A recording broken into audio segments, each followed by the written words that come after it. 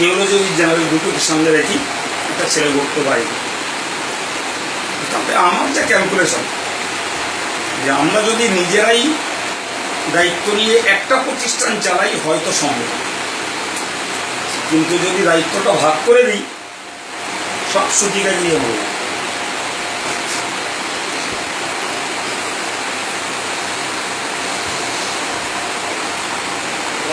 মিশনটা কি রয়েছে নেক্সট? তাহলে একটা প্রতিষ্ঠান চালাবে আপাতত তো ওই বিষয়টাই তৃণমূল স্তর থেকে তাদেরকে একদম চিন্তাভাবনা চলছে, মানে অটোমেটিক্যালি ফর্ম দেয়াই হয়েছে, ফর্ম দেয়াই হয়েছে অটোমেটিক, কিন্তু কতটা যে সাকসেসফুল হবে সেটা এখন সংশয়। দেয়াই হয়েছে ফর্ম।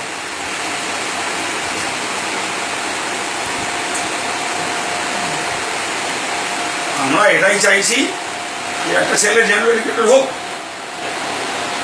কিন্তু ইসলামিক থিওলজিটা বাদ দিয়ে নয়, কিন্তু সঙ্গে যদি সমতা রেখে একটা ছেলেকে আগিয়ে দেওয়া যায় তাহলে তার দিন দুনিয়া দুটি বাঁচে। কিন্তু এই জায়গাটায় আমরা সব থেকে পিছিয়ে দেখছি গার্জিয়ান। আর এই অভাবটা আমরা বোধ করছি সর্বস্তর, সর্বস্তরে বলতে মানে শিক্ষা বিভাগে যেমন কোনো মুভমেন্টের ক্ষেত্রেও দিয়ে দেখছে একই।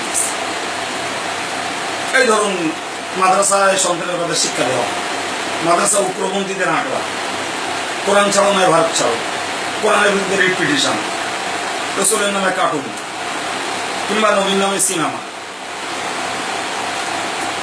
এটা তো একটা জাতীয় বিষয়। তাহলে জাতীয় বিষয় অ্যাজ এ মুসলিম প্রত্যেকের একটা নৈতিকতা ছিল, যিনি যে অ্যাঙ্গেলে বাস করতেন। আপনি রাজনৈতিক প্ল্যাটফর্মে থাকুন, আপনি সেখানেই সত্যটা তুলে ধরুন, আর একজন এডুকেশন বিভাগে রয়েছে তিনি সেখানে তুলে ধরুন। যারা আম জনতা নিয়ে ডিল করছে তারা আমভাবে এটাকে নিয়ে করুক। কিন্তু আমরা এই কাজগুলোতে নেমে দেখছি যে ওই মধ্যবিত্ত, নিম্নবিত্ত, অল্প শিক্ষিত অথবা একেবারে মোস্ট ইগনোরেন্ট এইরকম লোকদেরকেই বেশি পাশে পায়, অনেক বেশি, অনেক মানে এ টু জেড হেডেকটা কর্মকর্তাদের মাথায় পড়ে।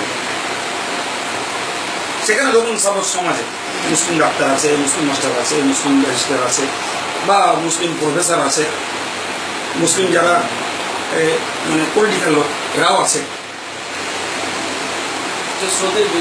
না হাগিস তাদেরকে আমরা কখনো ফ্রন্ট পেজে দূরের কথা, তাহলে ব্যাকেও তাদের খুঁজে পাই।